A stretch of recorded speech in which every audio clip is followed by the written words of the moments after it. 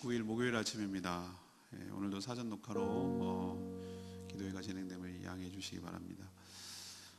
찬송가 430장 주와 같이 길 가는 것 이 찬양 부르고 목요일 아침 기도회 시작하겠습니다. 찬송가 430장입니다.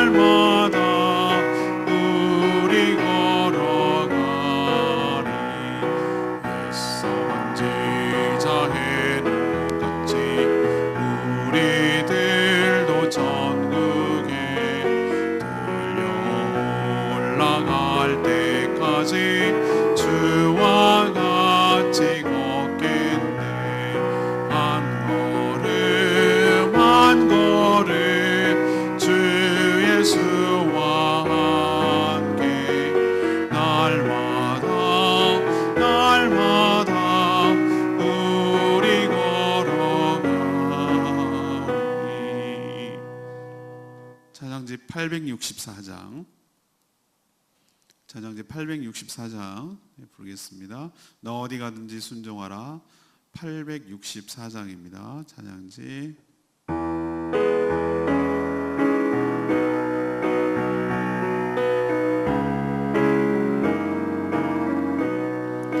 어디 가든지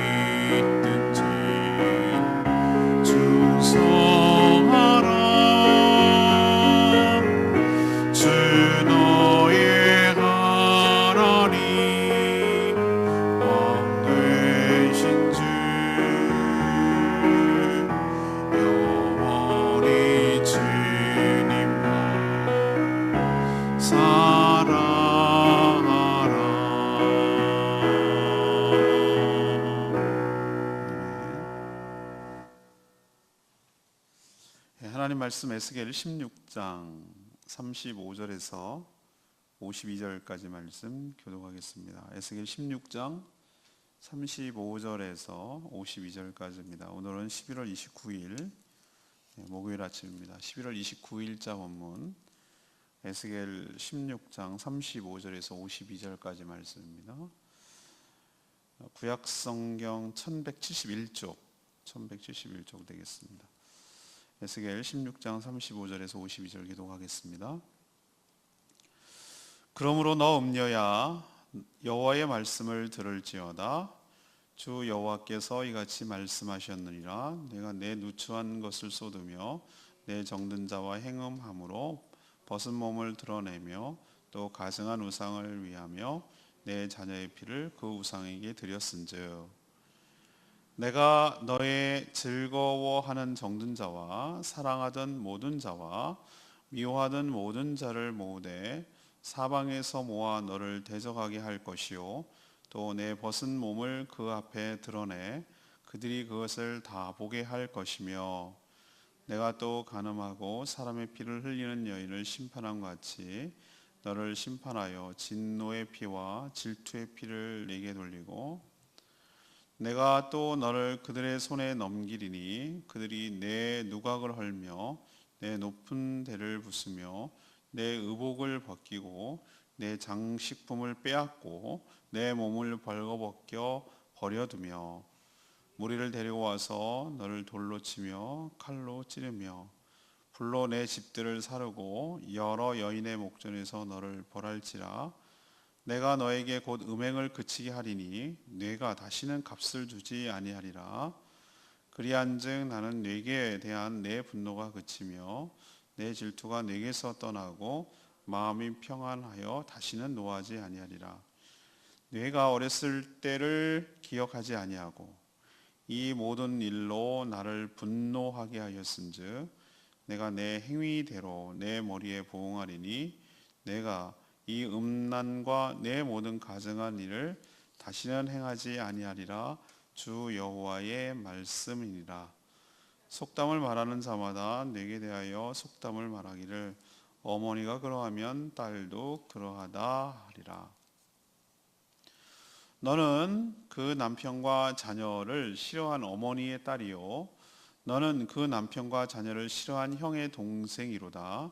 내 어머니는 헷 사람이요 내 아버지는 아모리 사람이며 내 형은 그 딸과 함께 내 왼쪽에 거주하는 사마리아요 내 아우는 그 딸 두고 함께 내 오른쪽에 거주하는 소돔이라. 내가 그들의 행위대로만 행하지 아니하며 그 가증한 대로만 행하지 아니하고 그것을 적게 여겨서 내 모든 행위가 그보다 더욱 부패하였도다. 주 여호와의 말씀이니라. 내가 나의 삶을 두고 맹세하노니 내 아우 소돔 곧 그와 그의 딸들은 너와 내 딸들의 행위같이 행하지 아니하였느니라. 내 아우 소돔의 죄악은 이러하니 그와 그의 딸들에게 교만함과 음식물의 풍족함과 태평함이 있음이며 또 그가 가난하고 궁핍한 자를 도와주지 아니하며 거만하여 가증한 일을 내 앞에서 행하였습니다. 그러므로 내가 보고 곧 그들을 없이 하였느니라. 사마리아는 내 죄의 절반도 범하지 아니하였느니라. 내가 그들보다 가증한 일을 심히 행하였으므로 내 모든 가증한 행위로 내 형과 아우를 의롭게 하였느니라. 내가 내 형과 아우를 유리하게 판단하였은즉 너도 내 수치를 담당할지라. 내가 그들보다 더욱 가증한 죄를 범하므로 그들이 너보다 의롭게 되었나니 내가 내 형과 아우를 의롭게 하였은즉 너는 놀라며 내 수치를 담당할지라. 아멘.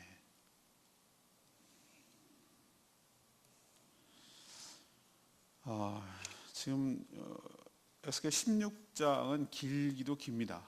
굉장히 긴데 이스라엘 나라가 어떻게 쭉 흘러왔는지에 대해서 전체적인 스토리를 한 장에 다 요약하고 있는 느낌이 듭니다.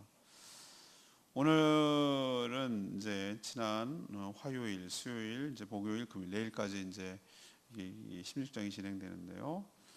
하나님은 오늘 이제 분노하시고 심판하시는 그런 내용이에요. 하나님은 이스라엘의 그 영적 간음 때문에 극에 달해서 심판하지 않고는 견딜 수가 없는 상황이었습니다. 그 심판의 방법은 이제 그들이 사랑하던 것, 정든 것들, 또 반대로 미워하는 것들, 그런 자들을 대적하게 만들겠다, 이렇게 오늘 얘기를 하세요. 대적하게 만들겠다. 또 그들을 통해, 그 대적하는 자들을 통해서 가지고 있던 모든 것을 다 빼앗기게 해서 완전히 벌거벗은 상태, 원래 그 처음의 상태, 그 상태로 만들겠다, 그렇게 오늘 얘기를 하고 계세요. 이 하나님은 이 가증한 사마리아나 타락한 소돔보다 이 유다 족속이 훨씬 더 부패한 족속이라고 책망하시며, 오히려 소돔과 사마리아를 회복시켜서 그들을 부끄럽게 만들겠다, 이것이 오늘의 말씀이 되겠습니다. 자, 오늘 질문은 이거예요. 하나님은 어떻게 심판하십니까? 유다를 어떻게 심판하시는지를 보면서 우리가 교훈을 삼아야 되겠죠. 먼저 37절 말씀처럼 사랑하던 것을 심판의 도구로 사용하시는 거예요.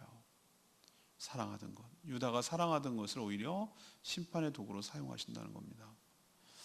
하나님은 이 이스라엘 백성이 추잡한 음행을 더 이상 봐줄 수가 없었어요. 그들을 향한 이 질투의 마음, 또 분노가 치밀어 와서 42절 보니까 그들을 벌하지 않고는 마음이 평안할 수가 없다고 그랬어요. 이 끓어오르는 분노를 어떻게 할 수가 없는 거예요. 어떻게 하나님이 화를 내세요? 하나님 그래도 봐줘야죠. 여러분이 입장 바꿔놓고 생각하면 여러분 더 했어요. 하나님 무던히도 잘 참으시고 기다리셨어요. 하나님한테 그렇게 말씀하세요. 그럼 하나님께서 어떻게 이들에게 벌을 주시는가? 하나님은 그 주변 나라들을 유다를 심판하는 심판의 도구로 사용하는데요. 정말 37절에 참 아픈 말을 하세요. 뭐라고 하냐면, 내가 너의 즐거워하는 정든 자, 그리고 사랑하던 모든 자, 그리고 미워하던 모든 자를 모으신대요. 사방으로 모으신대요. 모아서 유다를 대적하게 만든다는 거예요. 참 이게 아프죠. 이 정든 자라는 게 뭘까요? 싫든 좋든 미운 정 고운 정 들듯이 서로 이렇게 잘, 이게 어쨌든 간에 서로 이웃처럼 잘 지내던 사람, 정이 든 사람, 그런 사람이 딱 돌변하는 거예요.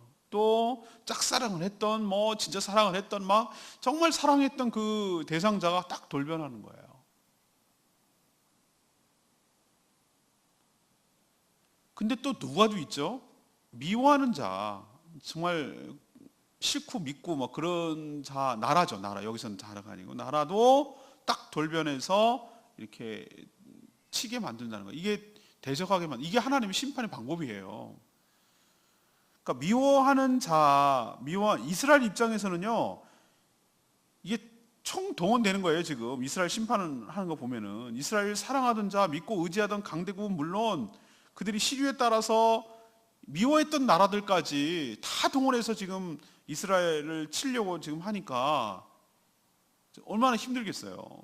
이스라엘 입장에서는 이것이 너무나 아프게 다가오는데, 미워하는 나라가 강해져서 자기들을 치는 것도 막 자존심 상하고 속상하고, 그런데 자신들이 믿고 의지했던, 사랑했던 그 나라들, 예를 들면 뭐 바벨론도 의지하고 아수르도 의지하고 애굽도 의지하고 뭐 이런 것들, 이것들이 딱 돌변해 가지고 자신을 치려고 할 때, 더 믿었던 자들이 배신을 하고 치려고 할 때 그 배신감과 좌절감은 얼마나 크겠어요.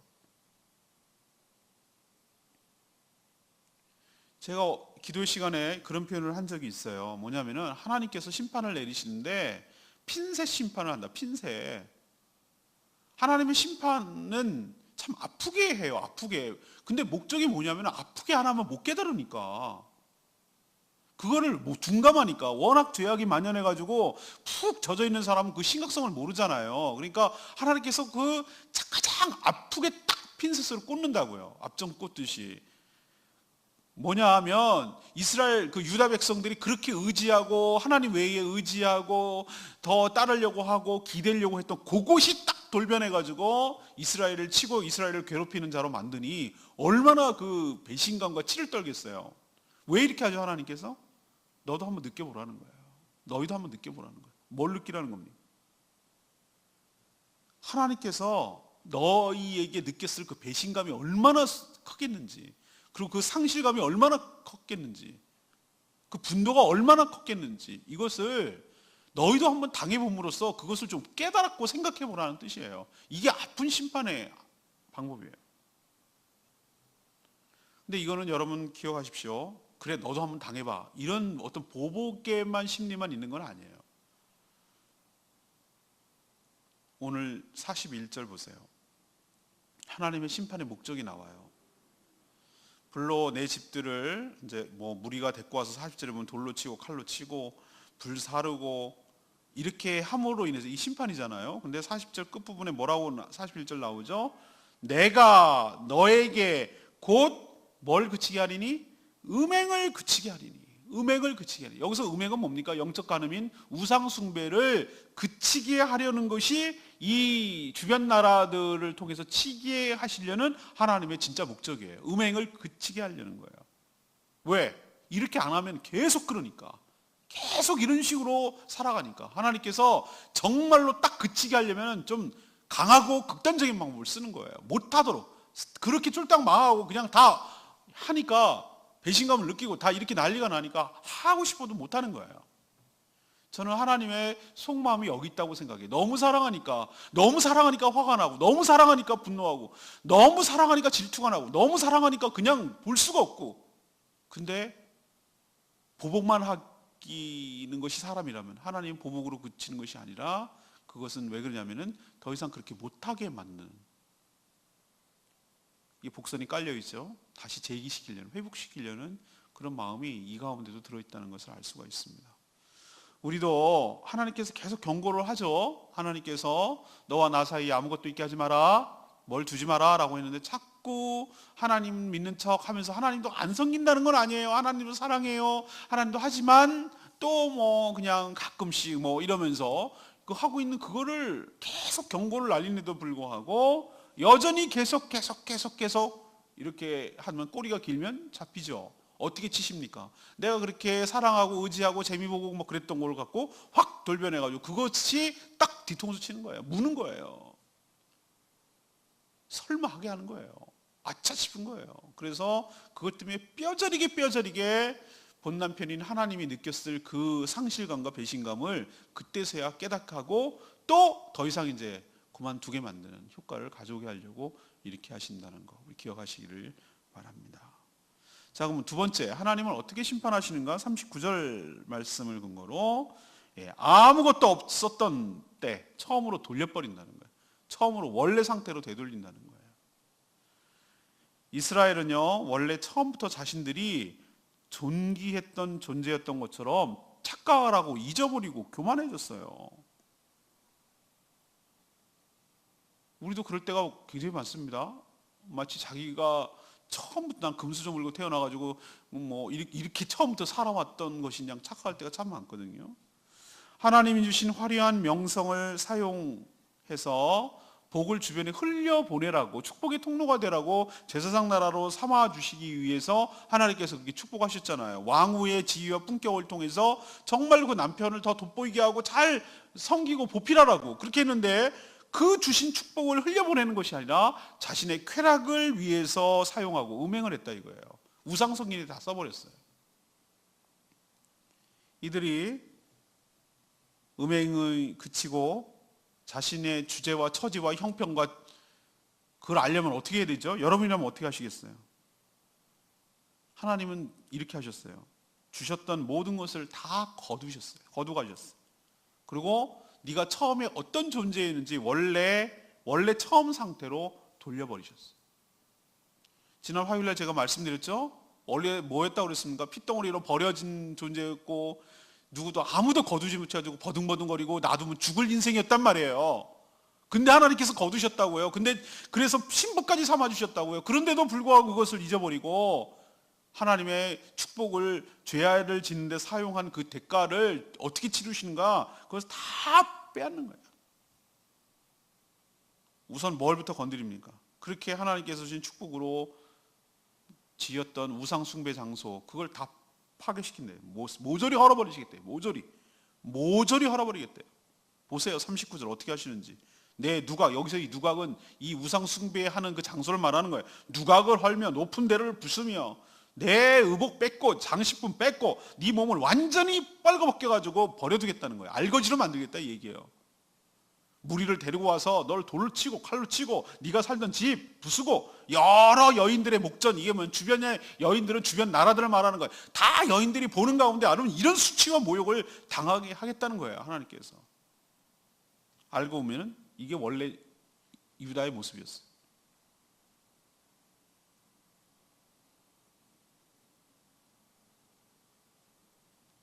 칼로 죽을 때 피를 흘리는데 가늠하며 흘렸던 더러운 피처럼 흐르게 만들겠다고 아주 하나님께서 아주 치욕스러운 말씀을 하세요. 모든 것을 다 벗기고 빼앗아서 그들이 처음 피덩이 알몸으로 버려져서 버둥버둥 거릴 때 그때로 돌리시겠다는 뜻이에요. 왜 이렇게 하십니까? 네 주제를 알라는 거예요. 네가 어디서 구원을 받았는지를 알라는 거예요. 네가 누리고 있던 모든 것이 어디로부터 왔는지를 잊지 말라는 거예요. 43절 보면 얼마나 아픕니까? 네가 어렸을 때를 기억하지 아니하고, 네가 어렸을 때를 기억하지 않고, 네 처음 주제를 생각하지 않고, 네가 예수 그리스도를 믿고 하나님의 은혜를 받기 전 그 상태를 잊어버리고 이 모든 행위로, 이 모든 간음으로 나를 분노하게 하였은즉 하나님께서 너의 행위대로 내가 보응하겠다.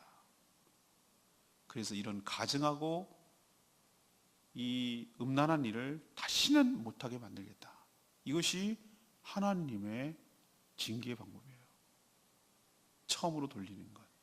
여러분도 계속해서 하나님이 경고하고 계속해서 그러지 말라고 얘기를 하는데도 불구하고 여전히 계속 그런 식으로 살아가면 하나님께서 그 모든 것을 주셨던 것을 싹 걷어가셔서 완전히 처음 상태로 돌려서 이 모든 것이 하나님께로부터 왔음을 뼈저리게 느끼도록 만드는 징계를 사용하실 수밖에 없어요. 우리도 과거를 잊지 않았으면 좋겠어요. 올챙이적 생각하고 살았으면 좋겠어요. 하나님 앞에 배은망덕 하지 않았으면 좋겠어요. 이것이 하나님의 심판을 통해서 우리가 받아야 될 교훈인 줄로 믿습니다. 세 번째는요, 47절 말씀인데요, 비교를 당해 수치와 모욕을 통해서 심판을 하세요. 예루살렘은 유다의 수도죠. 그렇죠. 이것을 의인화시켰지만 우리도 서울 그러면 대한민국의 전체를 대표하듯이 예루살렘 그러면 유다를 대표해요. 이들은요 어떤 교만함이 있었냐면 적어도 자신들은 이렇게 생각해요. 북이스라엘은 사마리아를 북이스라엘이라고 하는 거. 사마리아 그러면 북이스라엘을 떠올려야 돼요. 그것보다는 더 낫다고 생각했어요. 자기가. 우리가 봐도 열왕기상 열왕기 하죠. 이렇게 보면은 뭐 그럴 법도 해. 그래도 비교적 뭐 도끼는 객긴인데 그래도 북이스라엘은 한 명도 선한 왕이 없었어요. 그래서 남유다는 그래도 간간히 요시야 왕, 히스기야 왕 뭐 몇 명, 물론 완벽하진 않지만 그렇게 있었기 때문에 좀 낫다고 생각할 수도 있겠다 이런 생각이 들지만 하나님 보신 그게 아니었던 모양이에요. 이런 교만함이었던 것 같아요. 이들은 또 누구보다 적어도 타락해서 하나님의 심판을 받아 없어진 대표적인 하나님의 심판의 사례가 뭐죠? 구약 성경에서 나온 창세기에 나온 소돔 고모라, 소돔보다는 자기가 어떻게 걔네들하고 우리하고 비교해요? 이렇게 생각할 정도로 자신들이 굉장히 거룩한 존재라고 그러고 살았던 존재예요.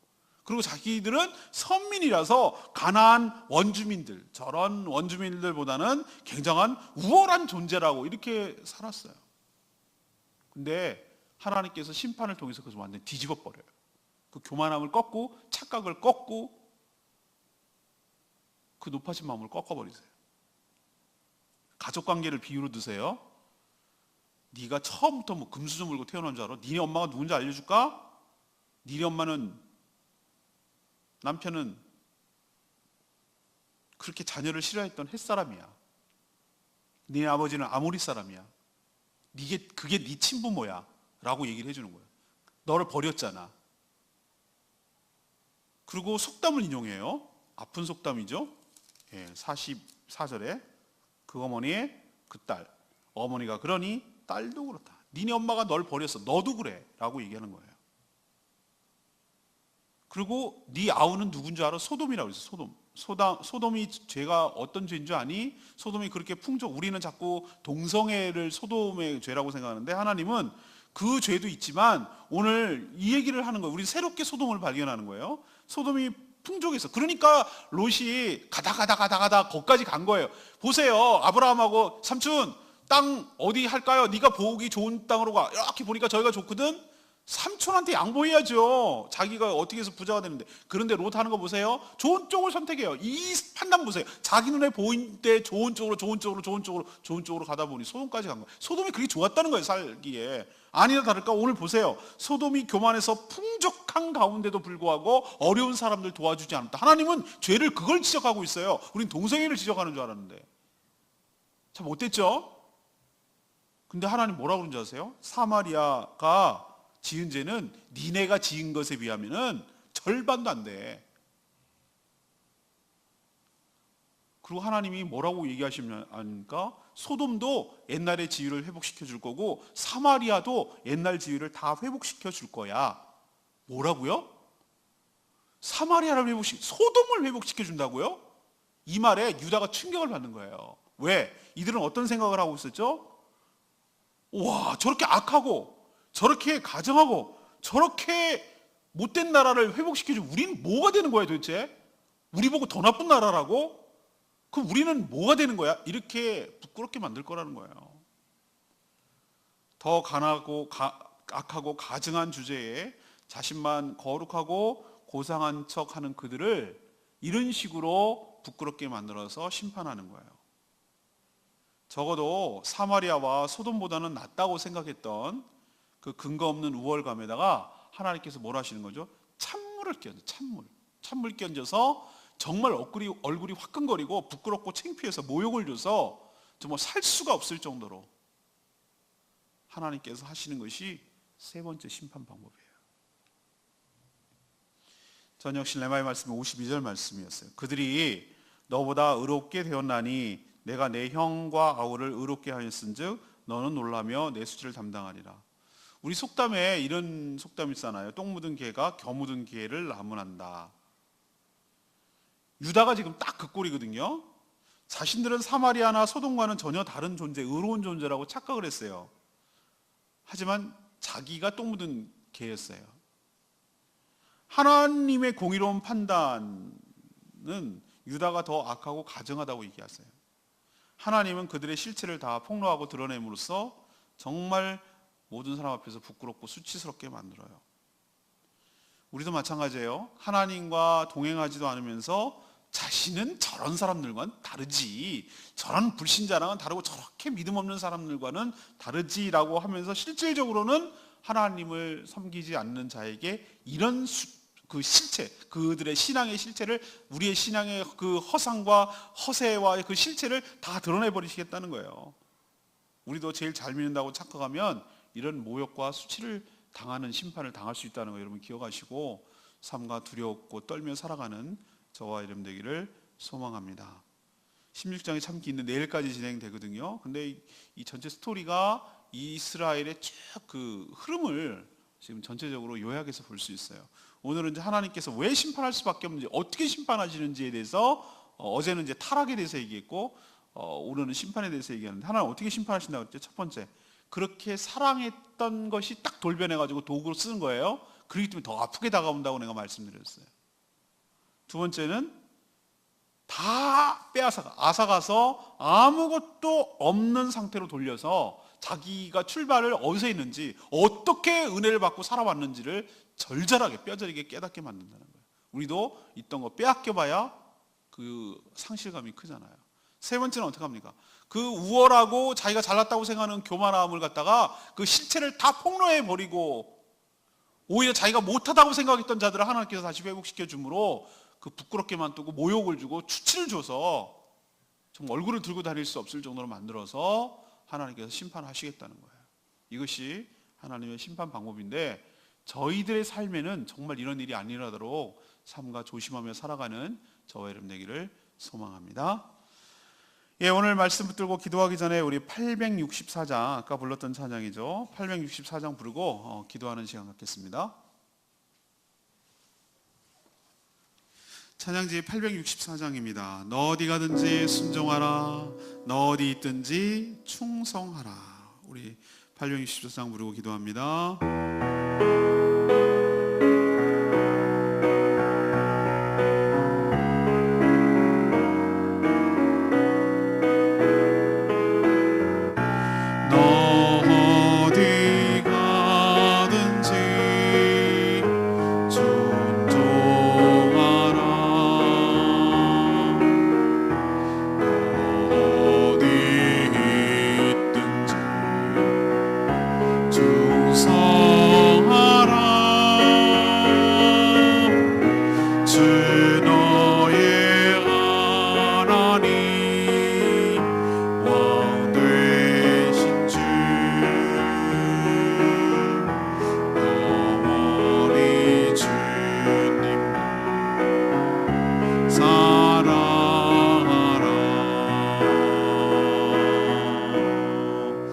하나님 오늘 심판을 들으면 참 아프죠. 근데 왜 이거를 이렇게 알려줬을까요? 우리가 이것을 읽고 너희들에게는 이런 일이 안 일어나도록 잠깐 조심하며 살라는 거예요. 교훈을 삼으라는 거죠. 하나님, 내가 사랑했던 거 그것 때문에 내가 뒤통수 맞을 수 있고 내 발등 내가 찍을 수 있어요. 그러니 하나님 삼가 조심하며 살게 해주시고 내가 처음부터 잘 살았던 곳으로 착각하지 않게 하시고 모든 것을 다 아상하게 할 수 있음을 그걸 믿고 의지하다가 알거지 될 수 있음을 기억하게 하여 주시고 하나님 정말로 내가 교만하고 그러면은 하나님이 모든 사람 앞에서 부끄럽게 만들 거라고 오늘 하신 말씀 명심하고 살아가게 해달라고 다 같이 주여 외치며 기도하겠습니다. 주의 아버지 어디 가든지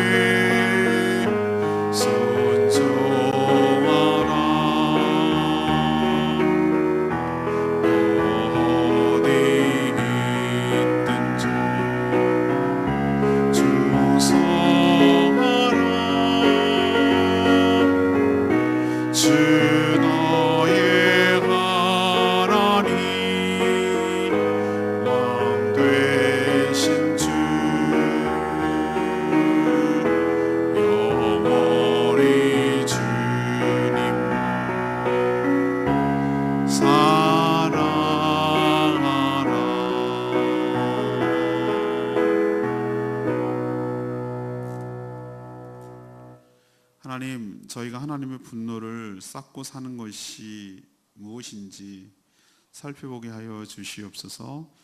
처음부터 존귀했던 존재처럼 착각해서 교만하지 않게 하여 주시고 하나님이 지금까지 베풀어 주신 은혜를 결단코 잊지 않게 하여 주시옵소서. 하나님의 심판으로 믿고 의지했던 것 때문에 고통과 수치를 당하지 않게 하여 주시옵소서. 모든 것을 다 잃어 모든 것이 다 하나님에게서 왔음을 뒤늦게 뼈저리게 깨닫지 않게 하여 주시옵소서. 불신자보다 더 악한 삶을 살면서 자신은 신자기에 더 거룩하다고 착각하지 않게 하여 주시옵소서. 그 실체가 드러나 부끄러움을 당하지 않도록 저희를 살피시고 보호하여 주시고 인도하여 주시옵소서. 이런 일이 생기기 전에 속히 돌이켜 하나님의 화를 면하고 심판을 면할 수 있도록 은혜를 베풀어 주시옵소서. 오늘도 하나님 앞에 간구하고 기도하는 모든 죄 하나님께서 응답하여 주시옵시고 하나님께서 오늘도 저희의 삶을 주관하사 선한 길로 인도하여 주시옵소서. 주님께 모든 것 맡기옵고 예수 그리스도의 이름으로 축복하며 기도합니다. 아멘. 오늘 하루도 주님의 은혜 가운데 살아가는 복된 하루 되기를 축복합니다. 내일부터는 정상적으로 기도회가 진행됩니다. 기도하겠습니다.